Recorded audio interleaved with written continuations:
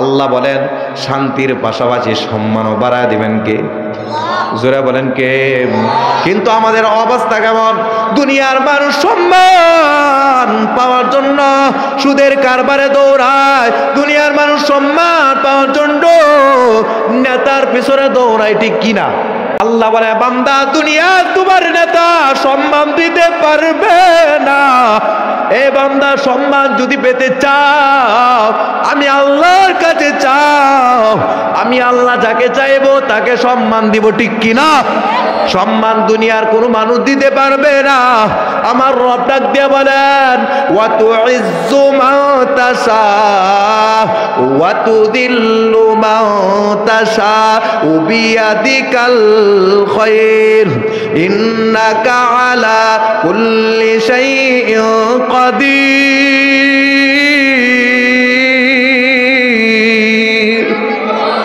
আল্লাহ বলেন আমি আল্লাহ ইজ্জতের মালিক, আমি আল্লাহ যাকে চাইবো তাকে ইজ্জতওয়ালা বানাইবো, আমি আল্লাহ যাকে চাইবো না তাকে ইজ্জত কেউ দিতে পারবে না, ঠিক কিনা? জোরে কোন আমি আল্লাহ যখন চাইবো না প্রধানমন্ত্রীও ফলানোর সময় কইজা পাবো না। হ্যাঁ জোরে কোন, ঠিক কিনা? তারা চেয়েছিল আলেম ওলামাদের সম্মান নষ্ট করার জন্য, ঠিক কিনা? আলেম ওলামাদেরকে মানুষের কাছে খারাপ ধারণা ভাবে উপস্থাপনা করার জন্য, আলেম ওলামাদের থেকে যেন মানুষ চোখ ফিরায় নেয়, মুখ ফিরায় নেয়, অনেক ষড়যন্ত্র করেছ। অবশেষে বাংলার জমিনে তোমাদের জায়গা হয় নাই, ঠিক কিনা? আলেম ওলামারা এখনো আছে, থাকবেও, ঠিক কিনা? কিন্তু তোমরা এখন নাই, ভবিষ্যতে থাকবে, এটারও কোনো ঠিক ঠিকানা নাই, ঠিক কিনা? আসেনি? এখানে আসেনি? নাই। এই জন্য ভালোভাবে বুঝতে হবে আল্লাহ যাকে সম্মান দিবেন তার সম্মান নিয়ে কেউ টানাটানি করতে পারবে না। আল্লাহ যার থেকে সম্মান চিনে নিবেন তার সম্মান সমস্ত বাহিনী মিলায়াও টিকাইতে পারবে না। তাহলে আমরা সম্মান কিভাবে অর্জন করব? ঈমান মজবুত করে, ঠিক কিনা? তাহলে অটোমেটিক আল্লাহ সম্মান দিবেন। ওই মুমিনের 2 নাম্বার পুরস্কার আল্লাহ পাক রব্বুল আলামিন ডাক দিয়ে বলেন ওয়া মাগফিরাহ, আমি আল্লাহ ওই সফল এবং জান্নাতি মুমিনকে দুনিয়ার জমিনে গুনাহ মুক্ত বানাই। সুবহানাল্লাহ। ওই বান্দার জীবনে কোনো গুনাহ থাকে না, ওই বান্দার জীবনটা হয় গুনাহ মুক্ত। সুবহানাল্লাহ। আর যুবক ভাই, বৃদ্ধ বাজান, পদ্মার আরে মা, যখন তোমার আমার জীবন গুনাহ মুক্ত হবে তখন তোমার আমার ঠিকানা জান্নাত হবে, ঠিক কিনা? হিসাব হবে না, বিনা হিসাবে জান্নাত। সুবহানাল্লাহ। গুনাহ মুক্ত জীবন হয় ওই সফল জান্নাতি মুমিনের 3 নাম্বার পুরস্কার আমার রব ডাক দিয়ে বলেন ওয়ারিজুকু কারীম।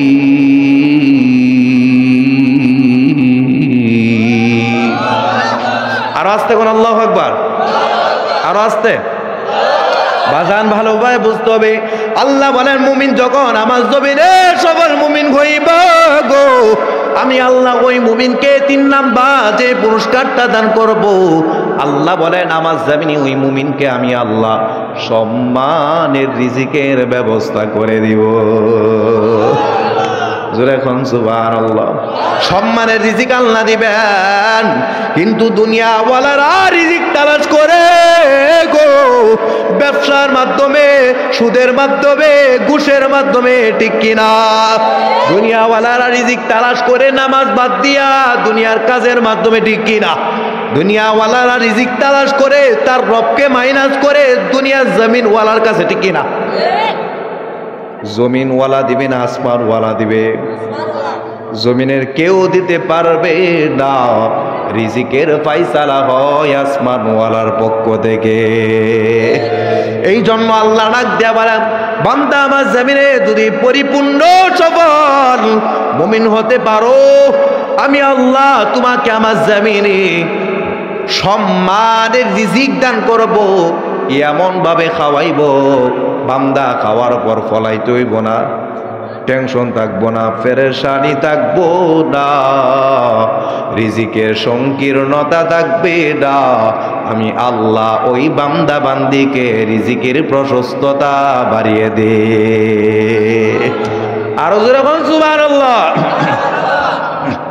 কারণ আল্লাহ বলেন ওয়ামা মিন দাব্বাতিন ফিল আরদি ইল্লা আলাল্লাহি রিজকুহা। আর জোরে আল্লাহু আকবার। আল্লাহ বলেন দুনিয়ার সমস্ত মাখলুকের রিজিকের ফয়সালা হয় কার পক্ষ থেকে? কার হাতে? আল্লাহর হাতে। এই জন্য আল্লাহ বলেন এ বান্দা আমি আল্লাহর পক্ষ থেকে সম্মানের রিজিক যদি পেতে চাও আমার জমিনে ঈমানটাকে মজবুত করো, ঈমানটাকে ভালো বানাও, ঈমানটাকে বেজাল মুক্ত বানাও, তাহলে আমি আল্লাহ অটোমেটিক সম্মানের রিজিক দিব। সুবহানাল্লাহ। এবার আমাদের মূল আলোচনা, হুজুর কারা খাঁটি ইমানদার, সফল ইমানদার, কারা জান্নাতি মুমিন? আল্লাহ বলেন যাদের ইমানের মধ্যে গুণ থাকবে কয়টা? আরো জোরে বলেন কয়টা? 5টা গুণ। এই যে একটা হাদিস পড়েছিলাম, আল্লাহর রাসূল বলেন আখলিস দীনাকা ফিকাল আমালুল কলিল। পয়গম্বর বলেন তুমি তোমার ঈমানকে খাঁটি করো। আগে ঈমান খাঁটি করার কথা আল্লাহর রাসূল বলেছেন, তারপরে বলেন অল্প আমলই নাজাতের জন্য যথেষ্ট হইবে। সুবহানাল্লাহ। বলে তোমার ঈমানকে খাঁটি করো, আমল আগে না ঈমান আগে? কয় না কথা? ঈমান যদি মজবুত করে বান্দা আমল করতে চাও, আমলের মধ্যে বেজাল লাইগা যাবে, ঠিক কিনা? আর যদি ঈমানটা যদি খাঁটি হয়, ওই বান্দার আমল অল্প হবে, পছন্দ হবে কার কাছে? ওই আমল দিয়ে জান্নাতে ঢুকবে। এই জন্য আল্লাহ ডাক দিয়ে বলেন ওই বান্দা বান্দির ঈমান কাটি হইবে যার ঈমানের মধ্যে 5টা গুণ পাওয়া যায়। 1 নাম্বার গুণ আল্লাহ পাক রব্বুল আলামিন ডাক দিয়ে বলেন ইন্নামাল মুমিনুনাল্লাযীনা ইযা যুকিরাল্লাহু ওয়াজিলাত কুলুবুহুম। আল্লাহু আকবার। আরো জোরে আল্লাহু আকবার। আল্লাহ ডাক দেয়া বলে ওই বান্দা বান্দি আমার জমিনে সফল মুমিন, খাঁটি মুমিন, জান্নাতি মুমিন। 1 নাম্বার আলামত, ওই বান্দা বান্দির সামনে যখন আমি আল্লাহর কথা বলা হয়, ওই বান্দা বান্দির সামনে যখন আমি আল্লাহর আলোচনা করা হয়, ওই বান্দা বান্দি যখন আমি আল্লাহর কথা শুনবে, ওই বান্দা বান্দি যখন আমি আল্লাহর কথা স্মরণ করবে গো, ওই বান্দা বান্দির অন্তরের মধ্যে আমি আল্লাহর ভয় সৃষ্টি হবে। জোরে বলেন সুবহানাল্লাহ। বলে বান্দা বান্দি আমি আল্লাহর কথা শুনবে গো, শোনা মাত্রই ভয় থাকবে কার? জোরে কয় না কার? আল্লাহর ভয় থাকবে। ওই বান্দা আল্লাহ স্মরণে আল্লাহকে ভয় করবে, তার অন্তরের মধ্যে দুনিয়ার নেতার ভয় থাকবে না, তার অন্তরের মধ্যে দুনিয়ার বাহিনীর ভয় থাকবে না, তার অন্তরের মধ্যে দুনিয়ার জেলখানার ভয় থাকবে না, তার অন্তরের মধ্যে থাকবে একমাত্র আল্লাহর ভয়। ঠিক কিনা? বলে বান্দার অন্তরের মধ্যে কেমন আল্লাহর ভয় থাকবে? ওই বান্দার অন্তরে যখন আল্লাহর ভয় থাকবে গো, ওই বান্দার ঈমানটা কেমন হবে? ওই বান্দা জবান দিয়া কোনোদিন মিথ্যা কথা বলবে না, ঠিক কিনা? ওই বান্দা কান দিয়া গানের আওয়াজ শুনবে না, ওই বান্দা কোনোদিন চোখ দিয়া বেগানা নারী দিয়ে তাকাইবে না, ওই বান্দা কোনোদিন হাত দিয়া গুনার কাজে হাত দিবে না, ওই বান্দা কোনোদিন পা দিয়া গুনার পথে হাঁটবে না, ওই বান্দা কোনোদিন সুদের কারবারে যাইবে না, ওই বান্দা কোনোদিন ঘুষের কারবারে যাইবে না, ওই বান্দা কোনোদিন মসজিদ থেকে মুয়াজ্জিনে আযান শোনার পরেও ঘুমের ঘরে ঘুমাইবে না, ঠিক কিনা? কোনোদিন ঘুমাইবে না। ওই বান্দার অন্তরে যদি আল্লাহর ভয় থাইকা যায়, ওই বান্দা কোনোদিন আল্লাহর জমিনে অন্যায়ভাবে অন্যের উপর জুলুম করবে না, ঠিক কিনা? ওই বান্দা কোনোদিন ব্যবসার মধ্যে বেজাল করবে না। ওই বান্দা কোনোদিন অন্যের সম্পদ আত্মসাৎ করবে না, ঠিক কিনা? ওই বান্দার কলবে যদি আল্লাহর ভয় থাকতো গো, ওই বান্দা চিন্তা করতো, আরে জমিন তো আল্লাহর, একদিন আমাকে চলে যেতে হবে, এই জমিন তো আমার সাথে রাখবো না, কিন্তু এই জমিন আমার বিরুদ্ধে সাক্ষী দিবে, ঠিক কিনা? এই জমিন আমার বিরুদ্ধে সাক্ষী দিবে। আমাকে তো অল্প ঘরের মধ্যে শোয়াইবেন, এই ঘর তো আর ঘর থাকবে না, এটা হবে জাহান্নামের ঘর, তো ঠিক কিনা? এই যে আমি আমার ক্ষমতার বলে গায়ের জোরে নানানভাবে আমি আমার ভাইয়ের সম্পদকে আত্মসাৎ করতেছি, আরে একদিন তো আমার রব ডাক দিয়া বলেন, ইয়াউমা ইদিন তুহাদ্দিসু আখবারহা, এই জমিনকে আমি আল্লাহ মুহাদ্দিস বানায়া দিব, এই জমিনের জবানকে আমি আল্লাহ খুলে দেব। কোন জায়গায় কোন আকাম কুকাম করেছিলা বান্দাম, তুমি না বললেও জমিন বলে দিবে, ঠিক কিনা? এই জমিন বলে দিবে। এই জন্য মুসলমান যুবক ভাই, আল্লাহ ডাক দিয়ে বলেন, এ বান্দা বান্দি, আমার জমিনের সফল মুমিন, জান্নাতি মুমিন, ভেজাল মুক্ত মুমিন যদি হতে চাও, বান্দার কলবের মধ্যে আমি আল্লাহর ভয় থাকবে, ওই বান্দা আমি আল্লাহর ভয় নিয়ে চলবে। ওই বান্দার কলবে যদি আমি আল্লাহর ভয় ঢুইকা যাই, ওই বান্দার জীবন চলে যাবে, ওই বান্দার যৌবন চলে যাবে, ওই বান্দার মাথার কথা নালেতে হয়ে যাইবে গো। তারপরেও বান্দা বিন্দু পরিমাণ অন্তর থেকে ঈমান সরবে না, ঠিক কিনা?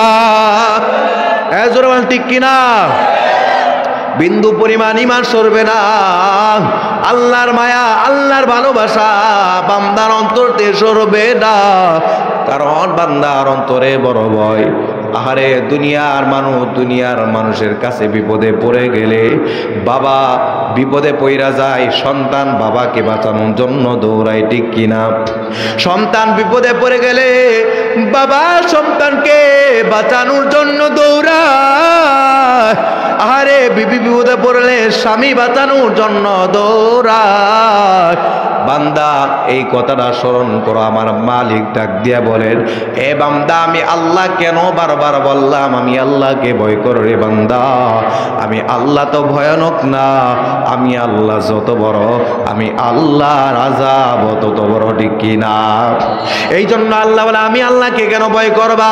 ভিন্ন জায়গায় আল্লাহ বলেন, ইয়া আইয়ুহান নাসু ইত্তাকু রাব্বাকুম ইন্না জালজালাতাস সাআতি শাইউন আযীম।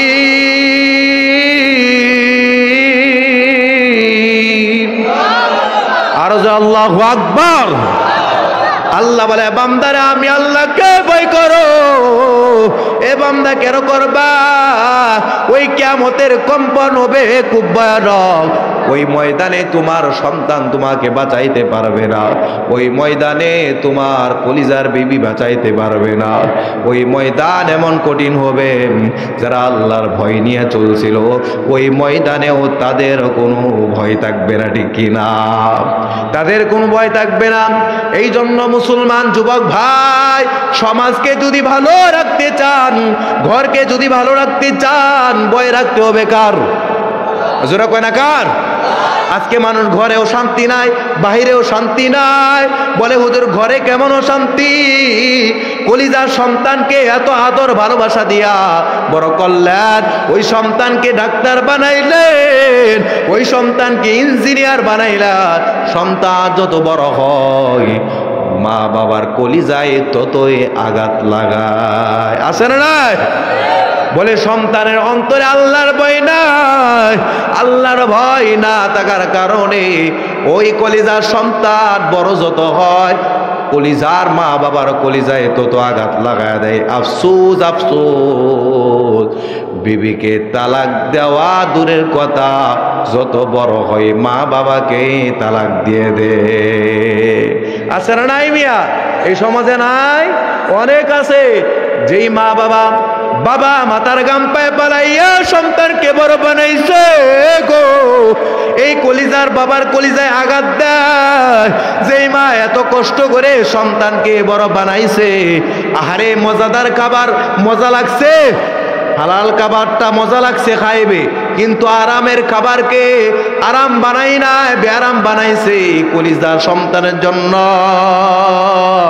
যেই মা শীতের রাত বারবার কাপড়টা বদলাইছে, বারবার পরিবর্তন করছে, সবাই আরামে ঘুমায়, কলিজার মা তো আরামে ঘুমাই না, আছে না নাই?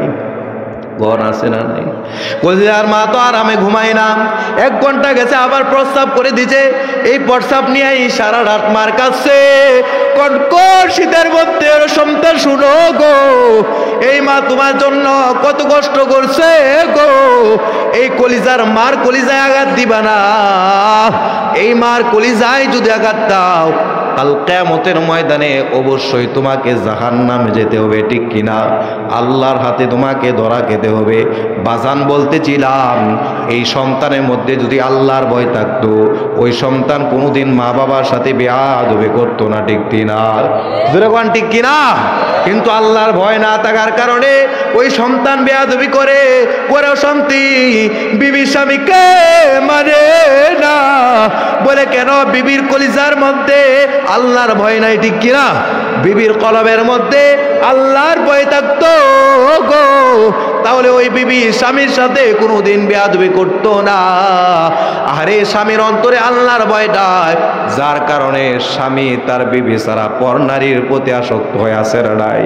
আল্লাহ ডাক দিয়া বলে, বান্দা এই কলবের মধ্যে যখন আমি আল্লাহর ভয় থাকবে, ওই বান্দারা কত দামি হয়ে যায়।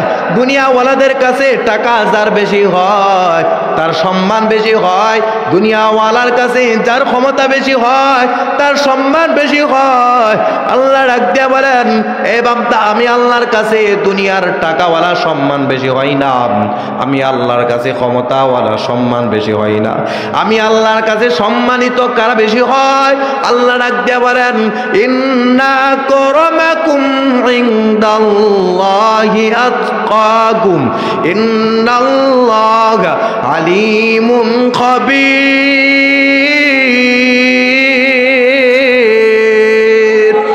আল্লাহ ডাক দিয়া বলেন, ওই বান্দা বান্দির অন্তরে যখন আমি আল্লাহর ভয় থাকবে, আমি আল্লাহ ওই বান্দা বান্দির সম্মান বাড়ায় দেই। সুবহানাল্লাহ। এ বান্দা শুধু তাই নয়, আমি আল্লাহ তার রিজিকের অবস্থাটা কেমন করে দেই। ওই জায়গায় বলছিলাম আল্লাহ সম্মানের রিজিক দিবেন, এই জায়গায় আল্লাহ বলেন, এ বান্দা তোমার কলবের মধ্যে যখন আমি আল্লাহর ভয় থাকবে, আমি আল্লাহ তোমার রিজিকটা কেমন ভাবে ব্যবস্থা করে দেই। আল্লাহ ডাক দিয়ে বলেন, ওয়া মাইয়াত্তাকিল্লাহা ইয়াজআল লাহু মাখরাজা ওয়া ইয়ারযুকহু মিন হাইসু লা ইয়াহতাসিব। আল্লাহু আকবার। ওই বান্দার অন্তরে যখন আমি আল্লাহর ভয় থাকবে গো, আমি আল্লাহ ওই বান্দাকে এমন জায়গা থেকে রিজিকের ব্যবস্থা করে দিব, ওই বান্দা কোনোদিন কল্পনাও করতে পারবে না। আল্লাহু আকবার। ওই বান্দা কোনোদিন ধারণাও করতে পারবে না। আমি আল্লাহ অটোমেটিক বান্দার সামনে রিজিকের ব্যবস্থা করে দেব। সুবহানাল্লাহ। এ বান্দা বান্দি শুধু তাই নয়, আমার ভয় নিয়ে যখন জমিনের মধ্যে চলবা, আমি আল্লাহ ওই বান্দার মরণটাকেও কেমন সহজ করে দেই, আমি আল্লাহ ওই বান্দার মরণটাকে কেমন জান্নাতি মরণ দান করি, সেই কথাটাও আমার রব জানায়া দেন। যুবক ভাই, বৃদ্ধ বাজান ভালোভাবে বুঝতে হবে। আমার রব ডাক দেয়া বলেন, ওই বান্দার অন্তর যখন আমি আল্লাহর ভয় থাকবে গো, ভয় নিয়ে যখন আমি আল্লাহর রব চাই জিন্দিগি করবে, মন চাই জিন্দিগি করবে না, রব চাই জিন্দিগি করবে, আমি আল্লাহ ওই বান্দাকে মরার সময় এক নাম্বার সুসংবাদ দান করব। তাতানাজ্জালু আলাইহিমুল মালাইকা, আমি আল্লাহ ওই বান্দার কাছে রহমতের ফেরেশতা পাঠায় দেই। ওই বান্দার এক নাম্বার সুসংবাদ, আল্লাহ তাখাফু, ওই বান্দার মরণের কোনো ভয় নাই। আল্লাহু আকবার। ওই বান্দার মরণের কোনো ভয় থাকবে না। আমি আমি আল্লাহ মরণের ভয় দূর করে দিব গো। ওই বান্দার 2 নাম্বার সুসংবাদ, ওয়ালা তাহজানু, আমি আল্লাহ বান্দার মরণের পেরেশানি দূর করে দেব। আল্লাহু আকবার। বলে বান্দার মরণের ভয় থাকবে না, মরণের পেরেশানি থাকবে না। আমি আল্লাহ ওই বান্দাকে সর্বশেষ যে সুসংবাদটা দান করব, এই বান্দা মরার পর কোন জায়গায় যাবে সেই কথাটাও আমি আল্লাহ আমার বান্দাকে জানায়া দে। আল্লাহ ডাক দিয়া বলেন, ওয়া আবশিরু বিল জান্নাতিল্লাতি কুনতুম তুআদুন।